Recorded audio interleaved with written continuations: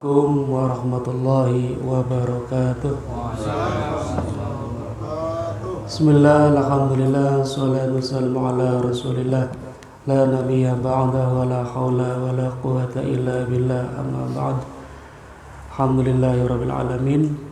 Di cuaca dengan guyuran hujan, Allah Subhanahu wa taala masih memberikan kita nikmat belajar, dimudahkan jalannya untuk berkumpul bersama-sama menata hati melalui petunjuk dari Ibnu Athaillah As-Sakandari melalui kitabnya Al-Hikam.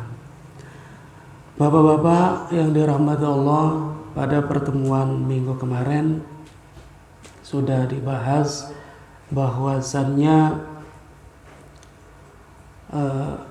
al-ajabu walakin la tarhal minal kauni ilal kauni walakin irhal minal kauni ilal mukawwin, begitu ya.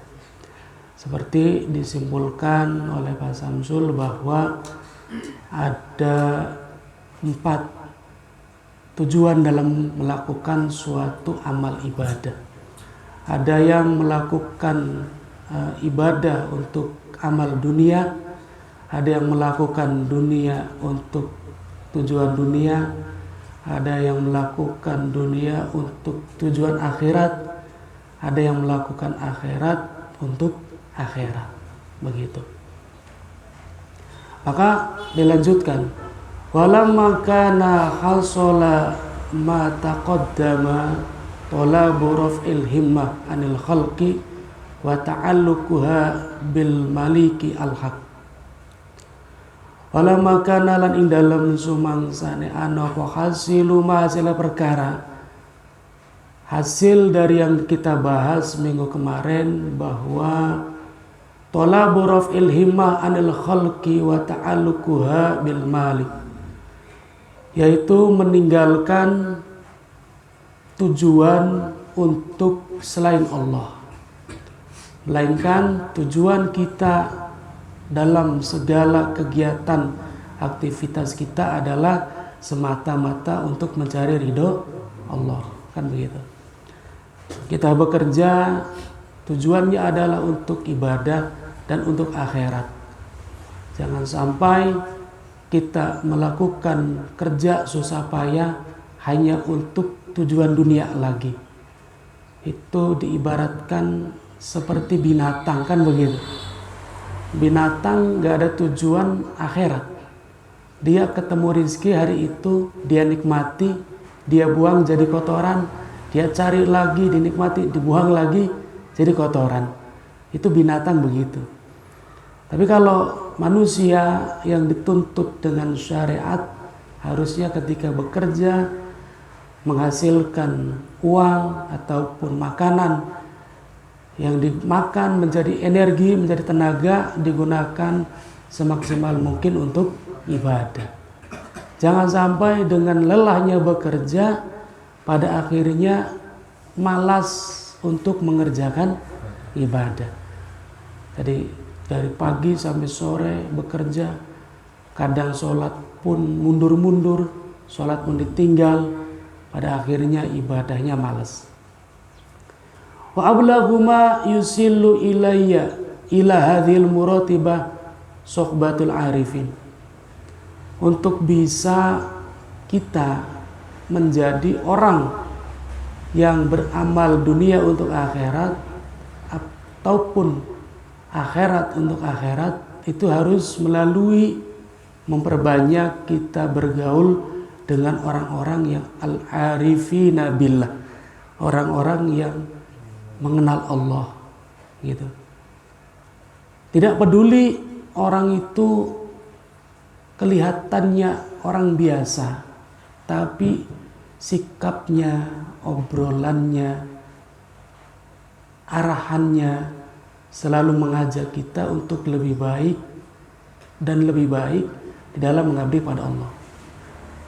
Walaupun jeleng-gerenge seorang kiai sekalipun, seorang ustadz sekalipun, kalau himmahnya, kalau obrolannya tujuannya hanya untuk urusan dunia, untuk urusan pangkat, maka lebih baik kita menjauh dari hal-hal yang seperti itu. Karena kiai, ustadz mah cuma titel dunia, titel gelar panggilan di alam dunia dan di negara Indonesia saja. Ya, kalau di Timur Tengah beda lagi, nggak ada kiai, adanya syekh, kan begitu. Ustadz, guru matematika di Timur Tengah ya ustadz, guru fisika biologi ya ustadz, ya, bahasa Arabnya kan pengajar. Maka siapapun yang bicara, siapapun yang berbuat, selagi dia itu mengarahkan kita untuk lebih bergantung pada Allah, bertujuan akhirat, maka kita dekati. Jangan kita tertipu oleh titel dunia, apalagi hanya oleh pakaian saja, kan begitu. Pakaian, sarung, koko, kopiah, kemana-mana. Tapi yang dibangun bagaimana istilahnya mendapatkan pangkat, jilat sana, jilat sini, ya kan? Atau bagaimana mengumpulkan uang sebanyak-banyaknya tanpa mengarahkan kepada Allah, maka kita jauhi yang seperti itu. Maka kita harus lihat, harus teliti. Zaman akhir itu luar biasa, fitnahnya kan, harus teliti, harus paham, gitu. La tashab man la yunhiduka haluhu wa la yadulluka 'ala Allahi maqalahu. Ini kata-kata Ibnu Athaillah, simpelnya begitu. Janganlah kalian bersahabat, kalau kenal dengan siapapun silakan. Kenal mau dengan preman, mau dengan orang yang hubbud dunia, mau dengan orang gila kekuasaan, kenal nggak masalah. Tapi untuk jadikan sahabat, ya, sahabat itu kan bahasa Arab ya, diserap menjadi bahasa Indonesia jadi sahabat. Dari bahasa gaule besti, ya. Anak-anak zaman ini besti. Iya, anak santri wadon pada nangis, nang apa? Putus bestiane aja kan. Santri wadon gampang baper. Ya. Jadi la tashab, janganlah kalian, kata Ibnu Athaillah, pakainya kan mutakalim, tak gitu. La tashab,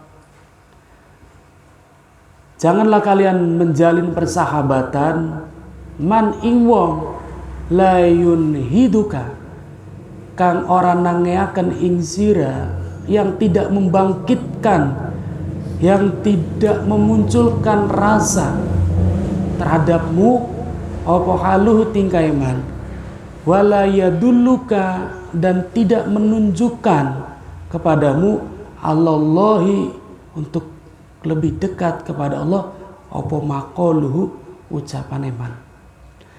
Janganlah kalian menjalin persahabatan dengan seseorang yang tingkah laku maupun ucapannya tidak mengarahkan kita untuk lebih dekat dengan Allah. Jangan sampai. Karena watak itu akan gampang menular. Kan kajian sebelumnya kan begitu. Tanpa kita sadari, kita dekat dengan seseorang, watak kebiasaannya itu tanpa kita sadari itu kita menular. Makanya kan watak jelek, kebiasaan jelek akan lebih gampang mempengaruhi daripada watak baik. Contoh, banyak santri fresh graduate gitu, baru lulus dari pesantren, diam di rumah, salah pergaulan, gitu kan? Salah pergaulan, dia ketemu teman-teman yang suka nongkrong. Itu sangat-sangat besar kemungkinan untuk dia terbawa. Sampai akhirnya muncul bahasa orang nak mondoknya malawas. Sering kan begitu? Tapi kok ngadu ayam. Orang ini mondoknya Malawas, joget nih singa Depok. Nah ini ya, gara-gara bergaul gitu Pak dengan orang yang salah, akhirnya menular. Nongkrong, kula ketemu waktu mondok jadi vokalis, pokoknya luar biasa kan di pondoknya. Tapi begitu pulang di rumah dia nggak ketemu dengan komunitas, nggak ketemu komunitas pengajian, komunitas kajian, gitu nggak Pak? Dia ketemu dengan teman-teman nongkrong saja. Sampai bener-bener sekarang dia tidak sholat. Padahal di pondoknya 6 tahun. Nah ini karena watak jelek lebih gampang menular tanpa disadari. Tanpa disadari daripada kebaikan. Tapi bakal watak bagus susah pisan. Contoh santri gaul karo wong beli bener. Ya kayak mau kah? Dudu dheweke sing gawa wong beli bener mau. Tapi dheweke kegawan nih wong beli bener. Sama kula ngobrol karo polisi. Polisi lulusan pondok 6 tahun. SMP, SMA dia di pondok. Ya kula weruh lah, satu alma mater gitu. Tapi beda pondok. Akhirnya daftar jadi polisi dan keterima. Ngobrol dari hati ke hati. Cang, sampean ki mondok 6 tahun. Apakah bisa menjadi polisi jujur? Wah ya terus terang nggak bisa sekarang. Apa sebab? Orang kuat dengan batur-batur. Iya, orang kuat. Iya, kongkon aja melu-meluan razia ning dalan duitnya mancing kantong ya angel. Kongkon aja backingi narkoba ya angel. Kongkon aja backingi curanmor ya angel. Tuh begitu. Ini dalam arti watak jelek lebih gampang menular. Gitu. Maka jauhi sahabat yang sekiranya tidak memperkuat iman kita, memperkuat ketakwaan kita untuk kepada Allah. Contoh berikutnya. Itu ekstrim ya dalam konteks pergaulan kejahatan. Yang halus gitu ya dalam hal riba gitu kan, yang halus dalam hal riba. Kita bergaul dengan orang-orang yang membiasakan untuk riba. Wis ari beli utang bank arep prima maning. Beli dua-dua. Ari beli utang bank. Kapan tuku motore? Kapan tuku mobile? Kapan gawe umai? Kan begitu. Kan ide. Teman-temannya begitu semua. Sudah saya kegawa. Tidak ngajak pun kita melihatnya gitu kan. Pengen. Nah, kayak kan. Lah ini betapa dahsyat pengaruh sebuah persahabatan dan sebuah lingkungan. Makanya di dalam syarahnya di tengahnya takallama hauna fi sohbati wa hiya aslun kabirun min usulil kaum. Persahabatan itu sesuatu pokok yang sangat besar dalam mempengaruhi suatu kaum. Maka bersyukur sekali kula niki saya pribadi dipertemukan dengan bapak-bapak sekalian yang cinta dengan ngaji, ilmu, dan pengen jadi orang baik. Luar biasa. Kula pribadi sangat bersyukur kepada Allah bertemu dengan bapak-bapak satu frekuensi positif.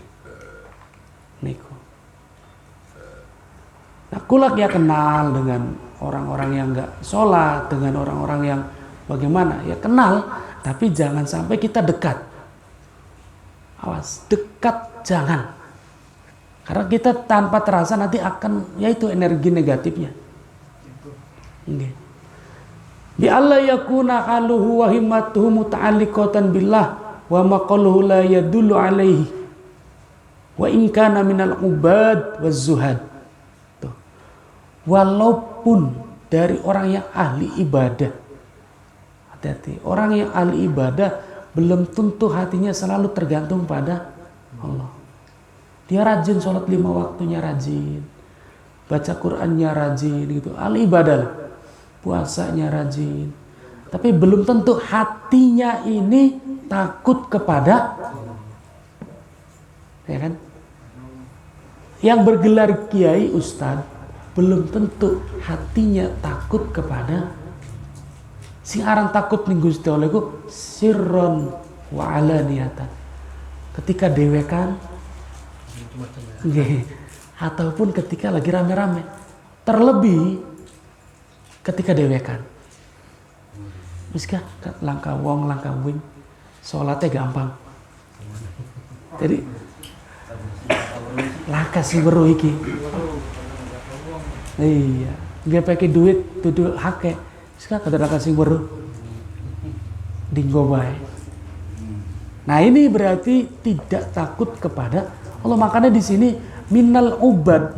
Kula dalam sekilas membaca kok Ibnu Athaillah sampai mencontohkan dari al-ibadah. Dari al-ibadah sekalipun kalau perkataan dan perbuatannya tidak mengarahkan kita untuk lebih takut kepada Allah, lebih bergantung kepada Allah, maka jangan dekati. Bahkan di sini waz-zuhad, orang yang zuhud sekalipun. Minal ubad waz-zuhad, orang yang zuhud sekalipun. Lantas bagaimana dengan kula-kulaannya?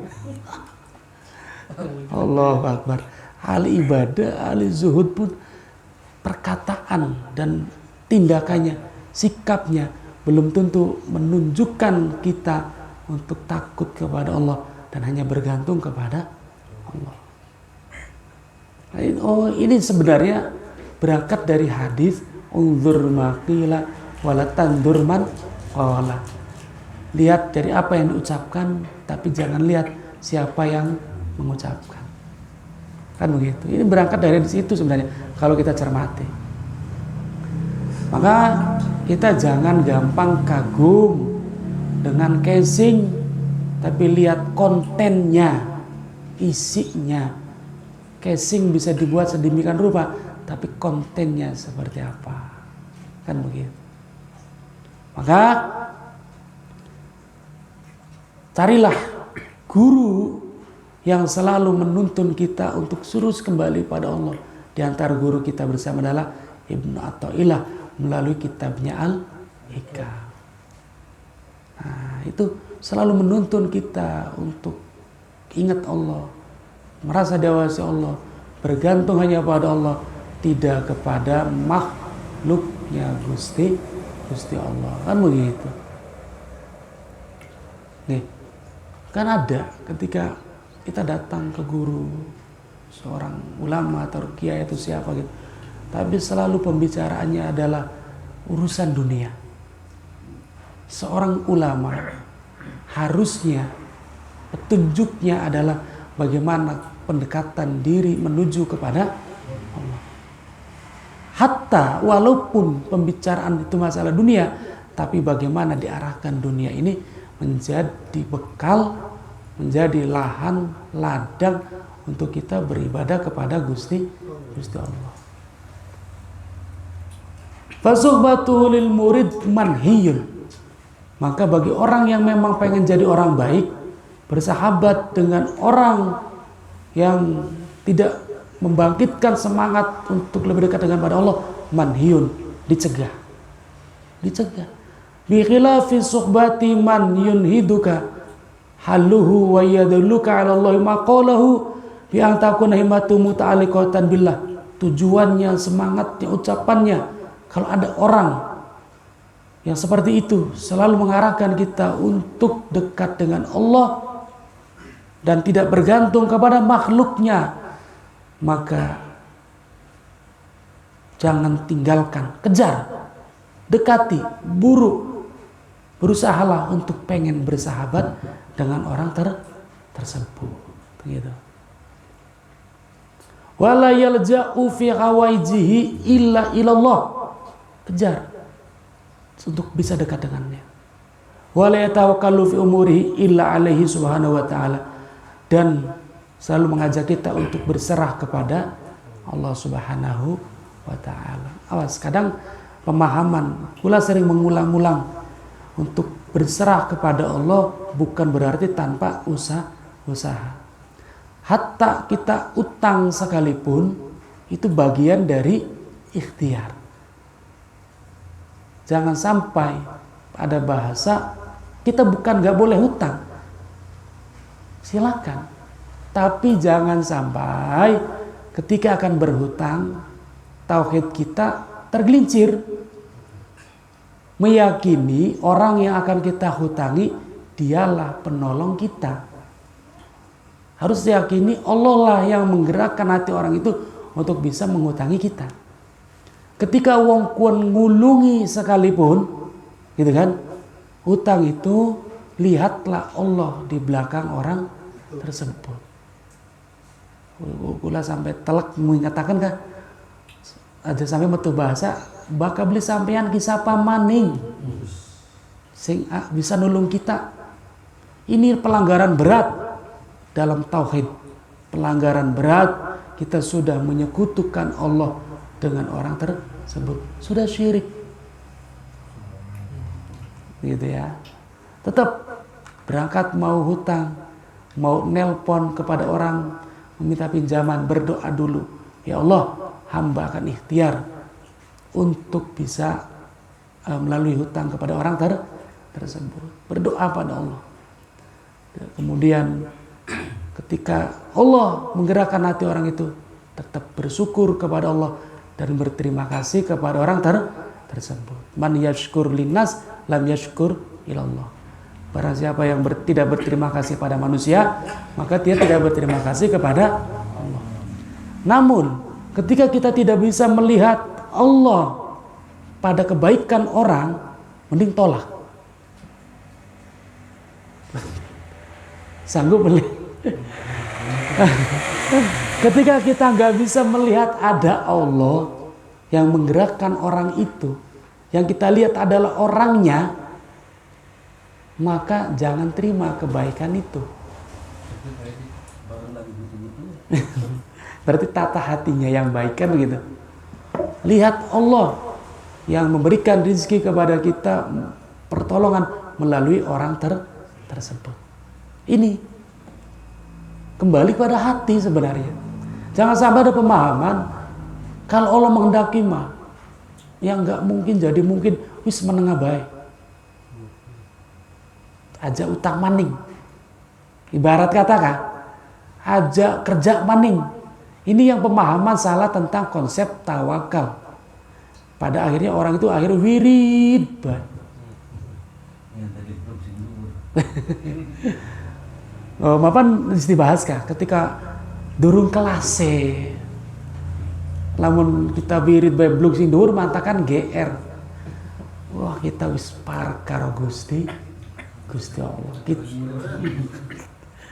Kita kelas aja oleh sing ngono.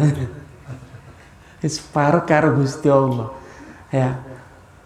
Jadi nanti kita sombong, kenapa Allah nggak kasih kita blue? Oh, gitu kan, seyakin apapun kelasnya kita-kitaan, tauhidnya sekuat apapun, gitu kan, ketika doa semanceleng hatine menunggu bluk, nggak mungkin. Irisan kupingnya bapak-bapak dewek tapi, gitu, nggak mungkin, karena di mata Allah kita ini belum saatnya. Belum makomnya, karena kita masih dalam pergaulan kehidupan masih ya itu. Oke, dilajeng malih.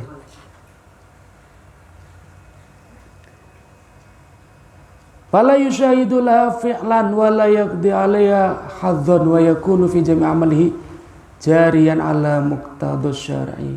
Kemudian berkawanlah juga dengan orang yang mengutamakan Allah di atas keinginan nafsunya. Artinya apa? Keinginan Allah, contoh, kita sholat tepat waktu misal. Keinginan kita tidur dulu. Keinginan Allah kita sedekah. Keinginan kita medit. Artinya apa? Carilah sahabat yang mengutamakan kepentingan Allah di atas kepentingan dirinya.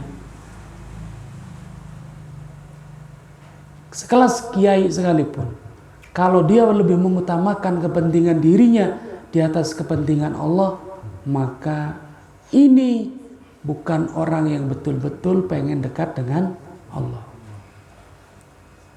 Maka kayak kula-kula aneh pribadinya masing-masing, dahulukanlah kepentingan Allah di atas kepentingan kita sendiri.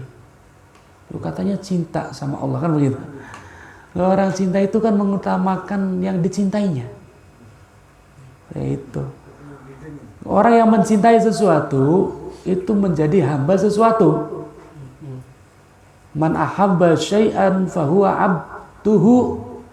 Barang siapa mencintai sesuatu, maka dia adalah hamba dari sesuatu itu.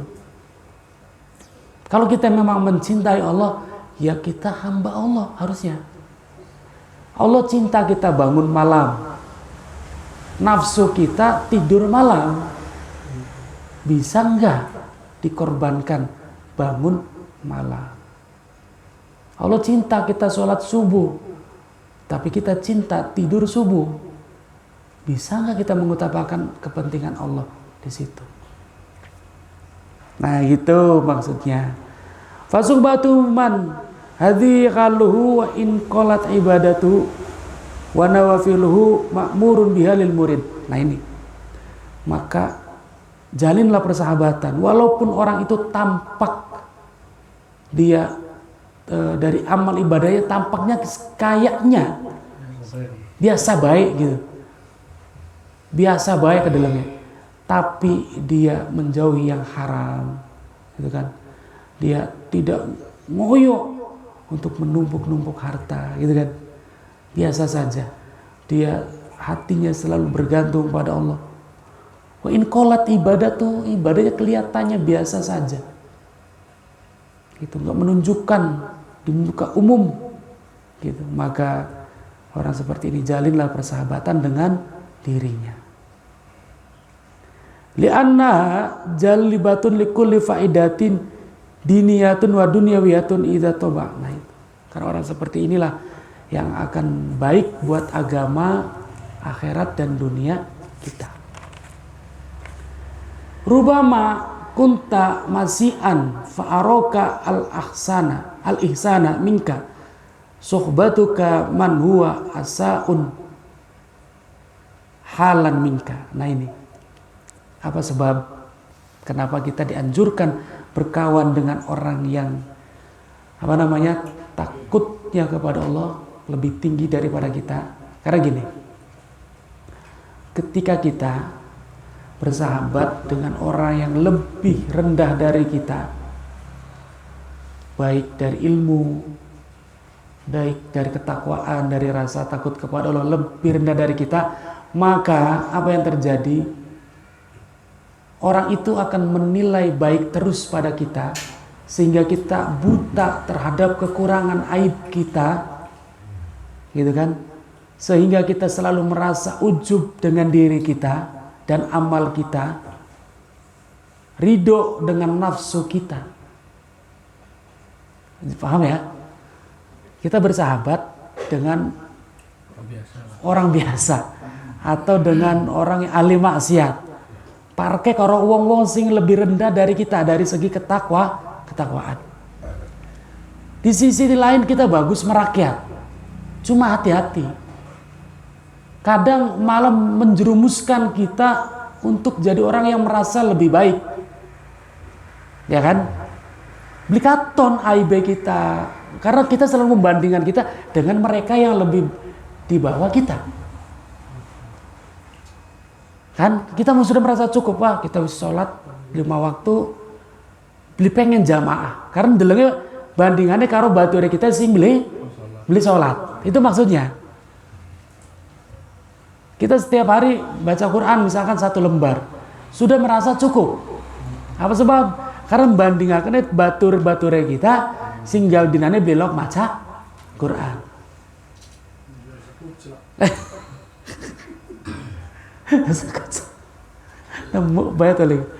Nah, kita sing tiap malam tahajudnya seminggu sepisan, merasa cukup karena delang bature kita sing belok tahajud aja. Ini bahayanya, sehingga tidak memunculkan rasa untuk kita lebih meningkatkan ketakwaan kita kepada Allah. Padahal dilingakan benar khotib ittaqullah, bari ngantuk ngerongokaken khotib. Khotib ittaqullah temen gak merem gitu kan. Nah niku, masya Allah. Maka kalau kita berkawan dengan teman, kita punya sahabat, punya teman, punya batur sing soleh, ketakwaannya lebih tinggi, maka kita akan melihat, oh, gitu kan, dia seperti itu, pengen ada rasa. Cuma kula-kulaan ki kelasnya masih kebalik-balik. Bahkan urusan dunia, ya, urusan dia ndelenge munjuk. Contoh maning. Delenge wong lebih sukses baik bak urusan dunia. Akhirnya beli bersyukur. Ya kan? Oh, kurang baik kan sugih. Kita pengen lebih sugih. Kan motornya bagus, kita pengen pada karokan. Bab dunia delenge munjuk, beli deleng mengsor ya kan? Tapi bab ketakwaan, bab ibadah, kita delenge mengsor. Beli deleng para ulama sing luar biasa takwane. Tapi ndelenge mengsor. Ya kan mangkanan kita mau wis mengkenen. Kan mau belok kajian, kita mah kajian bae. Kita mau kan belok jamaah, kita mah jamaah. Akhirnya ujub dengan dheweke. Nah, ini yang dimaksud. Akhirnya menutup diri dari untuk meningkatkan lagi kadar ketakwaan kepada Allah. Ini makanya sedang-sedang saja, kalaupun kita punya banyak sahabat yang lebih rendah dari kita, maka sahabat yang takwanya lebih tinggi dari kita, diperbanyak lagi. Seperti forum ini, insya Allah saling mengingatkan di dalamnya, kan begitu. Seperti itu, maka bahayanya kita akan ridho dengan nafsu kita. Ya jamaklah, kita sih gawe maksiat semene sih. Dibanding batur-batur kita kan jamak lah. Ini bahaya jamak jadi jamaah gitu. Ini luar biasa. Oyubika wa tabayyana laka kamaluka, wis sempurna kita. Ujub timbulnya kan. Wah, wis sempurna kita. Salat wis. Puasa jalan. Ngaji kajian tinggal minggu. Duha wis jalan.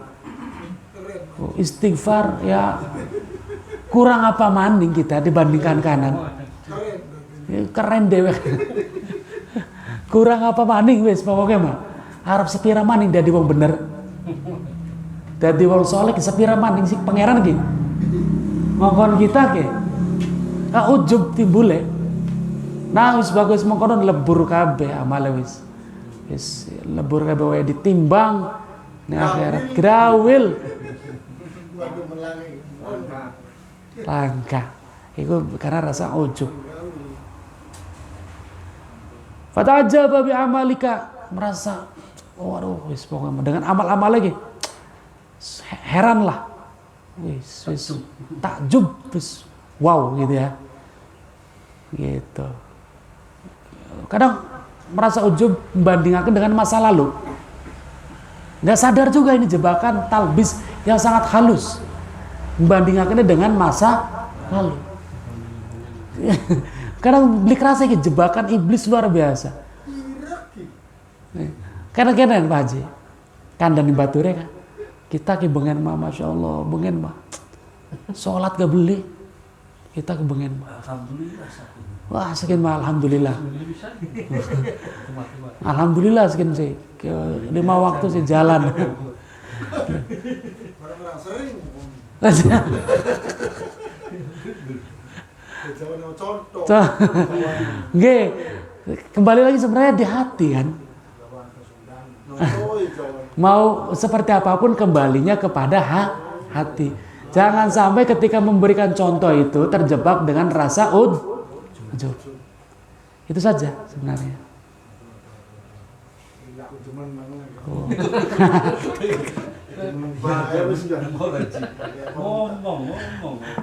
Jadi ngaji hikam bisa lah bae temen urip. Wis aja ngaji maning lah. Mungkin salah makanan salah. Beli ngaji kok priwe wiridan kamu gelisugi kan. Aduh. Ya itulah apa karena selalu diawasi hati ini, dijaga. Kamar aja tergelincir. Hari kongkon ngamalaken seutuhnya ya, Masya Allah gitu kan. Ayo belajar gitu. Oke, dilanjutkan. Jadi hati-hati dengan jebakan masa lalu. Oke, jebakan masa lalu menceritakan dan membanggakan amalnya yang sekarang. Ini termasuk fata'ajjaba bi a'malika. Merasa ujub dengan amalmu, membandingkan dengan masa lalunya, diceritakan dengan kebanggaan kepada orang lain. Hati-hati sekarang pada para dai, para ustadz ini nggak kerasa kadang begitu kan. Rawan banget. Kadang pula ketika ngupai contoh Babruk ya, masa lalu dengan kebatinan berapi-api, ternyata waduh gitu. Jebakan tergelincir. Kita kebengen ya belajar kebatinan ilmu. Ya ternyata itu adalah hal yang salah.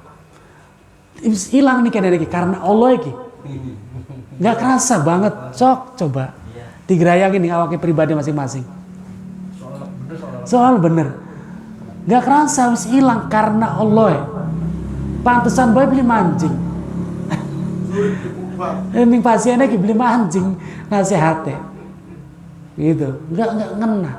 Tapi ketika biasa saja, nggak usah dilebih-lebihkan. Tapi karena ikhlas, karena Allah menyampaikan nasihatnya, makjelem, langsung tertancap ke dalam hatinya, langsung sadar hidayah Allah turunkan. Kadang kita nih anaknya begitu kan, nasihati anak ini kayaknya paling bener dewe kan nggak?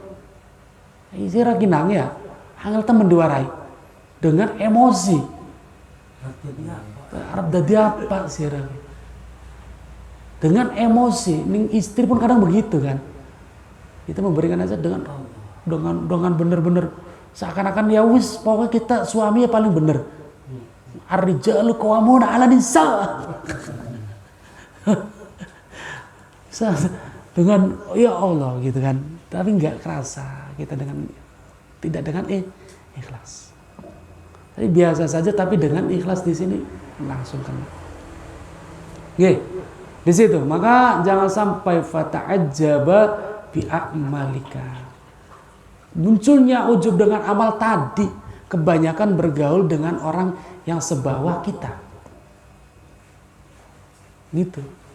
Itulah kenapa kita datang ke kajian, datang ke majelis para kiai, para ulama. Itu nggak mesti di sini gitu kan. Misalkan dengan kiai siapa, ulama siapa. Atau mendengarkan di YouTube kiai siapa, ulama siapa, nggak masalah. Yang penting memunculkan rasa takut kepada Allah, memunculkan rasa untuk lebih meningkatkan ketakwaan kepada Allah. Izin ya Allah, izin kono nggak? Izin ya Allah, aku lagi semene wis mengkenen, daun semene wis mengkanang. Memunculkan rasa itu yang benar-benar dicintai oleh Allah. Wa taqna'u bi ahwalika. Orang-orang yang sebawah kita menerima bae ning anane kita nggih. Arep ngelingaken gak izin. Ya kan? Manjingnya ustad ya. Ngelingaken izin. Beda dengan orang yang di atas kita, melihat kekurangan kita, bani ngelingaken. Pangapunten kan, niku salah gitu. Tapi wong sebawa kita, ya ustad kun mah ngerti dewek. Saking kita belum ngerti ilmu nek, turun kelasnya kita. Padahal mas jelas salah nih Kang Eka. Cuma karena merasa. Nah ini di watakna'u bi akhwalika. Nah ini. Waridu anin nafsi wa ru'yatu ihsaniha asli kulli syarrin. Bahkan apa yang kita perbuat kedelengnya bagus, padahal salah. Nah itu. Kedelengnya bagus. Karena ya begitu. Apalagi kita nih selalu kemana-mana pakai sarung, kupluk gitu kan. Ya, kadang ini segen orang. Kadang melihatnya salah kedik ya kedelengnya benar. Fa in aradta wala budda anta sahaban la yuniduka halahu wala yaduluka ala Allah maqulu fashab mislaka hatta takuna fi sihbatihi lalaka wala alaika summa alim an sahabatul arifin. Nah gitu ya tadi gua sampaikan awal kan. Kalau memang kita menghendaki berkawan dengan orang-orang yang di bawah kita dari segi ketaatan, nilai ibadah, maka imbangi dengan berkawan dengan orang-orang yang di atas kita. Imbangi. Di antaranya dengan majelis ilmu, kajian ilmu. Kayak kula dewek ketika maca kenal hikam dengan bapak-bapak sekalian, dipecut mani, isin mani gitu kan. Ya Allah, walaupun tas bubaran beli kelingan maning ya kono enggak? Beli kelingan maning mending ada di sase. Maka dari itu kesimpulannya adalah teruslah mencari kawan, hati-hati mencari kawan yang lebih baik dari kita, kawan yang soleh, berkawan dengan orang-orang yang memiliki rasa takut kepada Allah sehingga memunculkan rasa takut kepada Allah pada diri kita. Dan rasa takut itulah yang akan mengantarkan kita untuk mengerjakan perintahnya Allah dan menjauhi larangannya Gusti Allah. Wallahu a'lam bishawab. Al-Fatihah. Bismillahirrahmanirrahim. Alhamdulillahirabbil alamin. Arrahmanirrahim. Maliki yaumiddin. Iyyaka na'budu wa iyyaka nasta'in. Ihdinas siratal mustaqim.